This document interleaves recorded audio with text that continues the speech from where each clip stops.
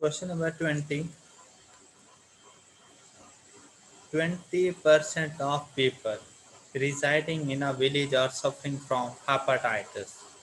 तो ये उन्होंने प्रोबेबिलिटी बता दी कि हेपेटाइटिस से सफरिंग पीपल्स की जो प्रोबेबिलिटी है वो 0.2 है। अब ये तो पता है ना कि 20% को 0.2 लिखा जा सकता है। Yes, sir. या एक्सप्लेन करूं इसको भी? No, sir.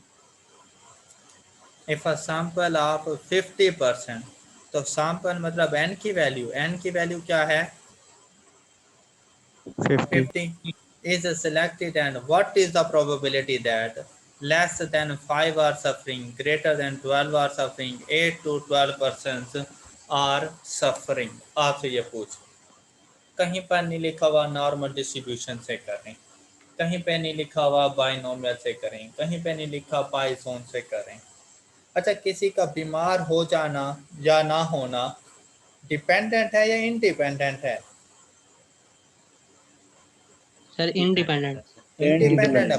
पता चला कि भाई डॉक्टर के पास गए, छोटे भाई को मेडिसिन दिलवाने, इंजेक्शन लग रहा था, आपने कहा मुझे भी लगा दें कि अगर मेरे भाई को लगा रहे हैं तो। हैं? No, sir. छोटे भाई ने कभी कहा हो कि बड़े भाई को लगा रहे हैं तो आज मुझे भी लगा दें, क्योंकि मैं उस पर डिपेंड करता हूँ। No, sir. तो इंडिपेंडेंट है। Yes, sir. जो आपको वैल्यूज दी गई हैं ये किसके पैरामीटर्स हैं? Sir, ये binomial. तो भाई ये क्वेश्चन फिर बाइनोमियल का हुआ? Yes, sir. हाँ Yes, sir. Yes, sir. हाँ, सही भांग पी के बैठे हो आज। सर पोजान का ये 9 एन जो है वो 50 है। तो बाइनोमियल ने नहीं तुमसे कहा था कि भाई probability of success greater than equal to 5%? तो ये जो फर्स्ट वाली कंडीशन है ये तो फुलफिल हो गई, लेकिन उसने साथ में ये भी कहा था कि सैंपल साइज को लेस देन 30 रखना। Yes, sir. Yes sir. तो Yes, सैंपल sir. साइज 30 से ग्रेटर हो गए तो क्या बाइनोमियल सॉल्व करेगा? No, sir. No. तो सर। बाइनोमियल ने मना कर दिया। तो आपने बाइनोमियल से पूछा कि यार अगर 30 से ग्रेटर सैंपल साइज हो तो किसके पास जाएं? उसने कहा पाइजोन के पास चले जाओ, वो greater than equal to 30 sample size हो तो उसके साथ डील करता है। पाइजोन के पास गए, पाइजोन ने कहा कि बिल्कुल सही सुना है तुमने कि ऐसा ही है, लेकिन probability of success less than 5% हो तो डील करता हूँ। तो उसने कहा तुम्हारी प्रोबेबिलिटी वाली कंडीशन मेरे साथ मैच नहीं कर रही, तो पाइजोन ने भी मना कर दिया क्वेश्चन को सॉल्व करने में। सही किया। Yes sir. अब ये जो नंबर ऑफ पेशेंट्स होते हैं ये डिस्क्रीट डाटा होता है या कॉन्टिन्यूस होता है? डिस्क्रीट। Creed. डिस्क्रीट होता है। अब Yes, sir. भाई हाइपर ज्योमेट्रिकल लग नहीं सकता था क्योंकि वो तो डिपेंडेंट इवेंट्स के लिए होता है। Yes sir. Normal Yes, sir. Distribution के पास गए कि क्या तुम हमारी मदद कर सकते हो? उसने कहा मदद तो कर सकता हूं, लेकिन तुम्हारे पास जो वेरिएबल है वो कौन सा है डिस्क्रीट। और मैं किसके साथ डील करता हूं? कंटीन्यूअस। कॉन्टिन्यूस वेरिएबल के साथ। भाई ऐसी ही है ना चीजें। Yes sir. Yes. तो नॉर्मल डिस्ट्रीब्यूशन ने कहा कि भाई मेरा वेरिएबल कॉन्टिन्यूस होता है, तुम डिस्क्रीट वेरिएबल के साथ आ रहे हो, ठीक है कि बाकी चीजें तो मैं कर लूंगा किसी ना किसी तरह एडजस्ट, लेकिन तुम एक काम करो कि अपने वेरिएबल को कॉन्टिन्यूस बना के दे दो। अपने वेरिएबल को कॉन्टिन्यूस बना के दे दो तो मैं तुम्हें क्वेश्चन सॉल्व कर दूंगा। लेकिन फिर मैं तुम्हें एग्जैक्ट प्रोबेबिलिटी नहीं बताऊंगा, मैं तुम्हें क्या बताऊंगा? Approximate probability. Approximate probability. तो उसे कहा जाता है नॉर्मल अप्रोक्सीमेशन।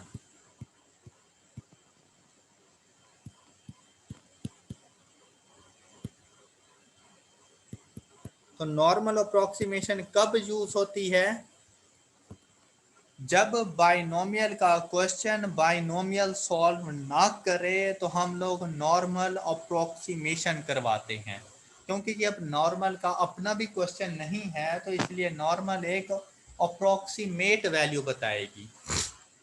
नॉर्मल ने कहा कि वेरिएबल को चेंज करो डिस्क्रीट से कॉन्टिन्यूस में।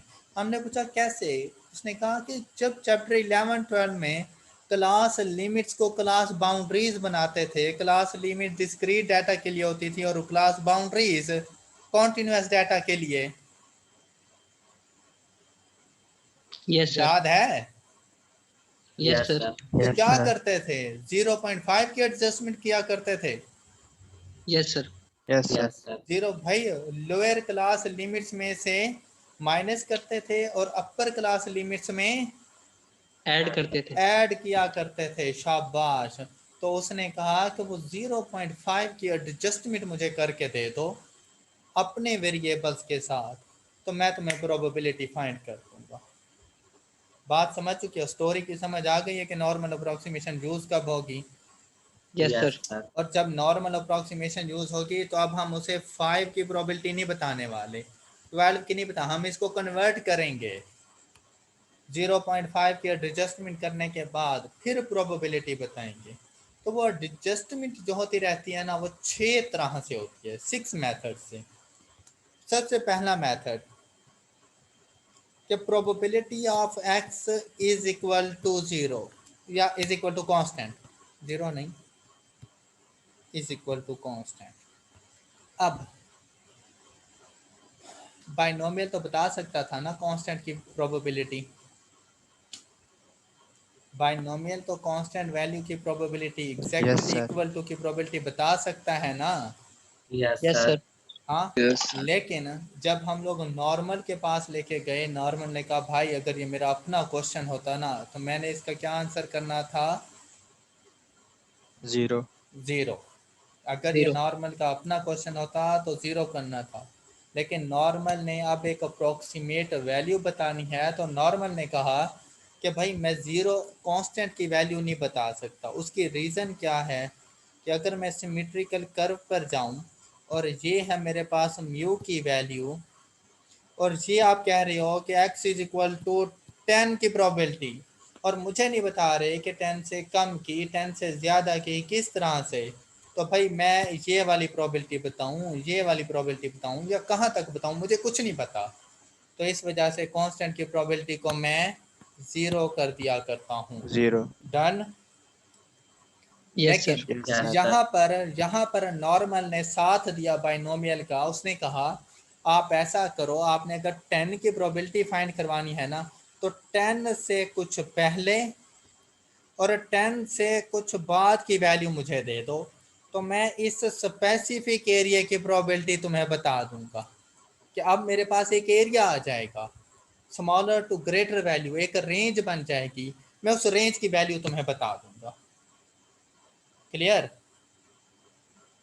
Yes sir. अब Yes, sir. इससे क्या मुराद, इससे मुराद कि उसने कहा कि आप 10 में से 0.5 माइनस करके 9.5 और 10 में 0.5 ऐड करके 10.5 तक की प्रोबेबिलिटी फाइंड कर दूंगा। तो इसके दरमियान में 10 ही है तो तकरीबन उतनी उतनी प्रोबेबिलिटी बन रही होगी। ओके। Okay sir. तो यहाँ पर अगर कांस्टेंट की प्रोबेबिलिटी फाइंड करनी हो तो फिर कांस्टेंट वैल्यू में से 0.5 लेस और 0.5 ऐड करके प्रोबेबिलिटी फाइंड की जाती है। तो हम इसको लिखते हैं probability of C Approximation. minus 0.5 less than equal to x and x less than equal to C plus 0.5। ये बात समझ आई है आप लोगों को? C माइनस 0.5 से मुराद कि अगर कांस्टेंट वैल्यू है 10, 10 में से 0.5 माइनस किया तो 9.5 से 10.5 तक की प्रोबेबिलिटी, तो एक रेंज बन जाती है। तो ये प्रोबेबिलिटी नॉर्मल अप्रोक्सीमेशन में कांस्टेंट की प्रोबेबिलिटी पूछी जाए तो आपने उसको इस तरह से कन्वर्ट करके फिर प्रोबेबिलिटी की वैल्यू बतानी है। बात समझ आई है सबको? Yes sir. इसी तरह उसने कहा कि अगर आपने प्रोबेबिलिटी फाइंड करवानी है, probability of a less than equal to x and x less than equal to b, कि एक रेंज की प्रोबेबिलिटी, तो उसने कहा ये जो रेंज है ये आपकी डिस्क्रीट फॉर्म में है, तो इसको कॉन्टिन्यूस कर दो। तो बेटा ये रेंज बिल्कुल ऐसी है जैसे क्लास लिमिट्स में lower class limits and upper class limits. Okay, Yes, तो sir. क्या करते थे इसको कॉन्टिन्यूस में कन्वर्ट करने के लिए, लोअर क्लास लिमिट में और लोअर क्लास 0.5 लिमिट में से minus माइनस किया करते थे, less than equal to X, less than equal to, और अपर क्लास लिमिट में 0.5 ऐड किया। मतलब उसने कहा कि अगर आप ये कहते हो कि इन बिटवीन की प्रोबेबिलिटी बतानी है, जैसे 8 to 12% आर सफरिंग, तो कहता है 8 to 12 नहीं बताऊंगा, क्या बताऊंगा, 7.5 7.5 to 12.5। कहता है इसकी प्रोबेबिलिटी बताऊंगा। Okay, okay sir. अच्छा ये सिर्फ दो ऐसी सिचुएशन है जो मैंने आपके साथ लिखी हैं जिनमें 0.5 प्लस और माइनस दोनों हो रहे हैं। क्या आप 0.5 को ऐड भी कर रही हैं और आप 0.5 को लेस भी कर रही हैं। इसके अलावा जितनी भी और सिचुएशन है उनमें या तो 0.5 लेस हो रहा है या फिर 0.5 ऐड हो रहा है। अब वो कैसे अगर आपसे कहा जाए टोटल 6 सिचुएशंस हैं इसकी, इस नॉर्मल अप्रॉक्सीमेशन में वेरिएबल्स को डिस्क्रीट से कॉन्टिन्यूस वेरिएबल में कन्वर्ट करने के लिए टोटल 6 सिचुएशंस हैं। क्या ये दो सिचुएशन समझ आ चुकी हैं आपको? Yes, sir. यस सर, ये क्लियर है। अच्छा, बाकी सिचुएशन ये हैं, X greater than constant, X greater than equal to constant, X less than constant and X less less than than. Equal to constant. तो ये 6 सिचुएशंस हो गई पूरी। Yes sir. अब इनके आंसर्स किस किस तरह से हैं, तो इसका Yes, sir. आंसर आएगा probability of X less than equal to, ये बल्कि greater than equal to C plus 0.5। इसके लिए आएगा probability of X greater than equal to C minus 0.5, probability of X less than equal to c minus 0.5 and probability of x less than equal to c plus 0.5। तो दो situations ऐसी जिसमें 0.5 plus minus दोनों हो रहे हों, वो ये दोनों सिचुएशंस हैं जिनमें प्लस माइनस दोनों हो रहे हैं। दो ऐसी सिचुएशंस जिनमें 0.5 ऐड हो रहा हो और दो ऐसी सिचुएशंस जिनमें 0.5 माइनस हो रहे हैं। तो टोटल 6 सिचुएशंस हैं।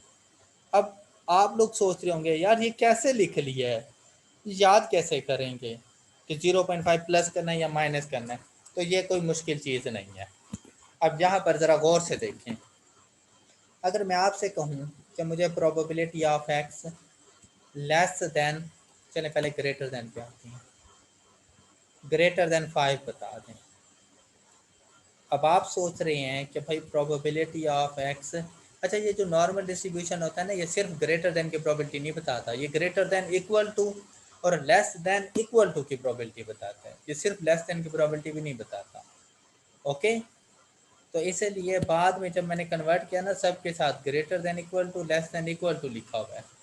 तो यहाँ पर आपने कहा कि ये ग्रेटर देन इक्वल टू बताएगा, लेकिन किस से, क्या 0.5 माइनस करूँ 5 में 4.5 से आगे की बताऊं या 5.5 से आगे की बताऊं? अब सुने, क्या उसने आपसे 5 की प्रोबेबिलिटी पूछी? No, sir. क्या उसने No, आपसे sir. 5 की प्रोबेबिलिटी पूछी? No, sir. No, sir. No, नहीं sir. पूछी। और आपसे कहा है कि 5 से ग्रेटर की प्रोबेबिलिटी बताओ, तो आपको वेरिएबल, रैंडम वेरिएबल कौन सा सिलेक्ट करते हैं? 6, 7, 8 ऐसे ही था ना? Yes, sir. Yes, sir. तो अगर आप 5 में से माइनस कर देते हो और यहाँ पे लिख देते हो 5 माइनस 0.5 इज इक्वल टू 4.5, और जब 4.5 से ऑनवर्ड की प्रोबेबिलिटी बताने लगोगे तो क्या 5 की प्रोबेबिलिटी बताते हुए नहीं जाओगे? Yes, sir. तो क्या Yes. उसने आपसे 5 की प्रोबेबिलिटी पूछी थी? No, sir. तो आप क्यों बता रहे हो? तो आपको क्या करना चाहिए? 5 से आगे 5.5 से स्टार्ट करें।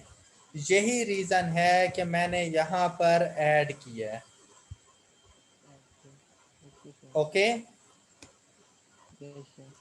सर इस पॉइंट को थोड़ा दोबारा रिपीट करें।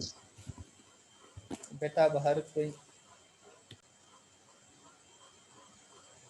अगर तुमसे कहा गया है कि यार 5 से ग्रेटर की प्रोबेबिलिटी बताओ, तो क्या उसने तुमसे 5 की प्रोबेबिलिटी पूछी? No, sir. तो 5 No, से sir. ग्रेटर की बताओ ना, ऐड कर दो। Yes. Okay, Yes, sir. Okay. अगर वो तुमसे ये कहता है कि यार probability of x greater than equal to 5, 5 की प्रोबेबिलिटी पूछी, Yes, sir. इक्वल Yes, है sir. ना, तो भाई 5 को Yes. शामिल करने के लिए क्या करूं? इससे थोड़ा सा पहले से स्टार्ट करूं, Yes, sir. Yes, क्योंकि sir. अब अगर 5.5 से स्टार्ट करता हूं तो 5 ओमिट हो जाएगा। Yes. ऐसे Yes, ही sir. है ना? तो भाई ऐसी सिचुएशन में अब क्या करूंगा? 0.5 लेस करूंगा, ये देखो, 4.5, sir. तो 4.5 से ऑनवर्ड लेके चलूंगा। अगर भाई वो तुमसे ये कहता है कि probability of x less then 5 बताओ, तो क्या 5 की प्रोबेबिलिटी पूछ रहा है? No, sir. तो क्या तुम्हें No, sir. 5.5 से पीछे आना चाहिए? Sir, 4. No. कहाँ से पीछे आना चाहिए? 4.5 से, ताकि तुम 5 को शामिल ना कर सको इसमें, क्योंकि वो पूछ नहीं रहा तुमसे। Yes, sir. Yes. और इसी तरह से अगर वो तुमसे कहते हैं probability of x less than equal to 5, अब वो कह रहे हैं यार 5 बताना है मुझे, और अगर तुमने 4.5 4.5 से पीछे बता दिया, फिर तो 5 उम्मीद हो जाएगा। तो 5 को Yes, इंक्लूड sir. करने के लिए कहाँ से स्टार्ट लूं? 5.5. 5.5. तो अब ऐड करूंगा, तो 5.5. ये देखो ये ऐड हुआ पड़ा है। Yes. Yes, sir. Clear है. तो ये है नॉर्मल अप्रोक्सीमेशन, और ये इसकी 6 सिचुएशंस होती हैं।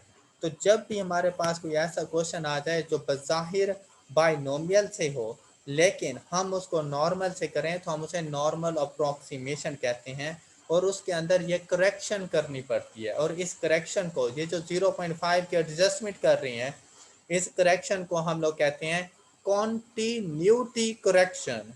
क्या कहते हैं? Continuity Correction. correction. Correction. क्योंकि डिस्क्रीट को कॉन्टिन्यूस में कन्वर्ट कर रहे होते हैं, इसलिए हम इसे कहते हैं continuity correction. Done? Yes, sir. अच्छा, अब आपका क्वेश्चन इजी हो जाएगा। अब लेस देन 5 आर सफरिंग, तो वो आपसे कह रहा है probability of x less then 5, उसने आपसे यही पूछा है ना, लेस देन इक्वल टू तो नहीं कह रहा ना। No, sir. तो No, हम उसे sir. क्या प्रोबेबिलिटी बताएंगे? Probability of x Four- less than equal to, 4.5. 4.5. ये कॉन्टिन्यूटी करेक्शन हो गई है। ग्रेटर देन 12 आर सफरिंग, तो वो आपसे पूछ रहे हैं p of x greater than 12, तो क्या लिखेंगे? Greater than equal to, 12.5. Less करूं या ऐड करूं? ऐड करेंगे. ऐड Add करेंगे 12.5, क्योंकि वो 12 की बात नहीं कर रहा, तो ऐड करेंगे। जब उसने कहा ना Yes, sir. 8 to 12 are suffering, तो अब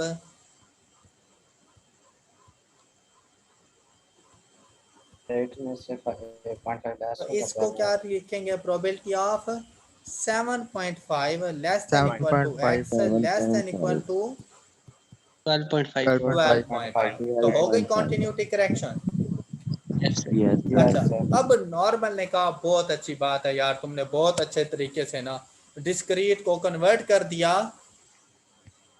कॉन्टिन्यूअस के अंदर। Continuous. अब नॉर्मल ने कहा यार मेरे जो पैरामीटर्स हैं ना, वो है म्यू और सिग्मा। हाँ ऐसे ही है ना? Yes.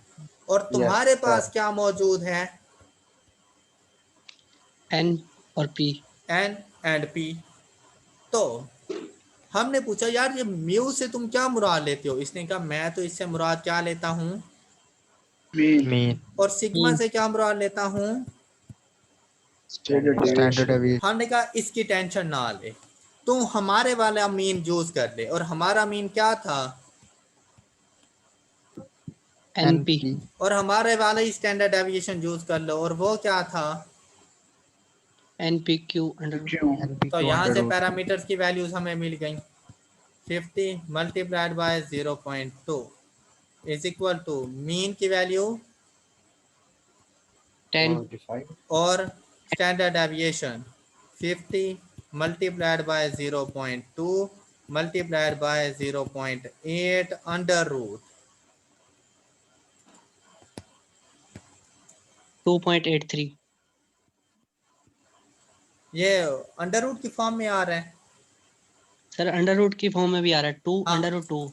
2 अंडर रूट 2, बस यही लिखना, क्योंकि वो कन्वर्ट करोगे तो थोड़ा बहुत प्रोबेबिलिटी में फ़र्क आ जाएगा फिर। तो 2 अंडर ओके रूट 2। सर. तो अब हो जाएगा ये क्वेश्चन सारा सॉल्व। Yes parameters sir. की वैल्यूज भी मिल गई और डिस्क्रीट वाला कॉन्टिन्यूस में कन्वर्ट भी हो गया। तो इसे हम लोग कहते हैं normal approximation. Clear? Yes sir. बाकी अब सारा मेथड वही जो पहले करते थे। तो अब अगर 4.5 था तो हम इसे ये देखो यूं लिखेंगे, यहाँ पे 10, 4.5 यहाँ पे इससे कम, तो ये वाली वैल्यू ये 4.5।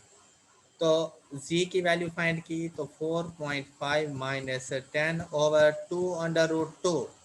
तो z की क्या वैल्यू आ जाती है?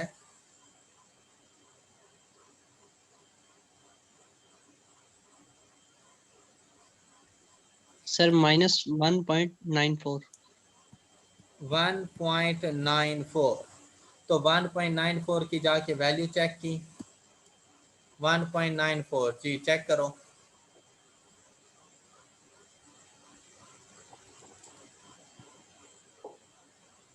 क्या यही वैल्यू है? यस सर यही है. 0.4738। तो यस वो सर. 0.4738 तो इस एरिया की वैल्यू हो गई, ये हमने नहीं बताना। तो फिर 0.5 माइनस 0.4738, 4738. तो आंसर क्या आ जाएगा?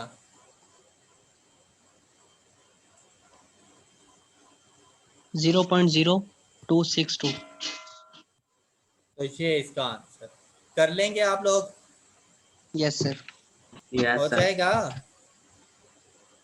यस सर हो जाएगा. तो बेटा ये टॉपिक था हमारे Yes, sir. पास, normal approximation to binomial distribution.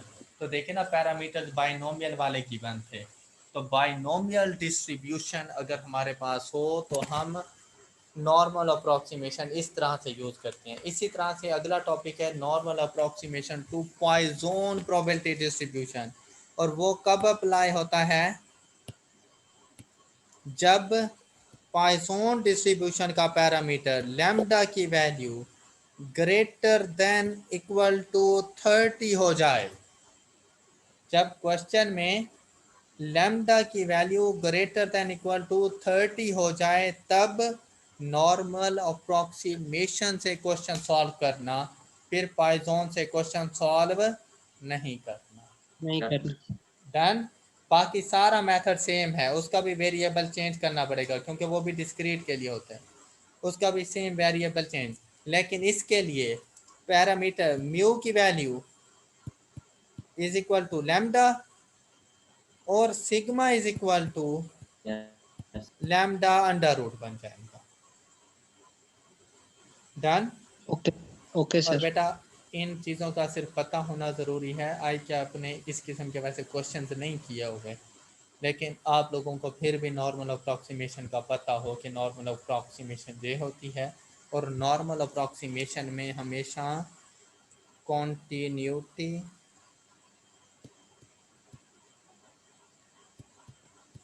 Correction की जाती है।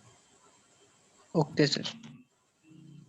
ये कॉन्टीन्यूटी करेक्शन का भी आपको पता हो कि कि ये जो 0.5 की एडजस्टमेंट कहना, क्योंकि कभी प्लस कर रहे होते हैं कभी माइनस कर रहे होते हैं, तो इस वजह से हम इसे एडजस्टमेंट कहते हैं। तो ये जो 0.5 के एडजस्टमेंट करते हैं डिस्क्रीट वेरिएबल को कॉन्टिन्यूस में कन्वर्ट करने के लिए, उसे हम लोग कॉन्टिन्यूटी करेक्शन कहते हैं। Done. Okay sir. Chapter sir. 16 and हो गया। चैप्टर नंबर 16 हमारा एंड हो गया, प्रोबेबिलिटी खत्म।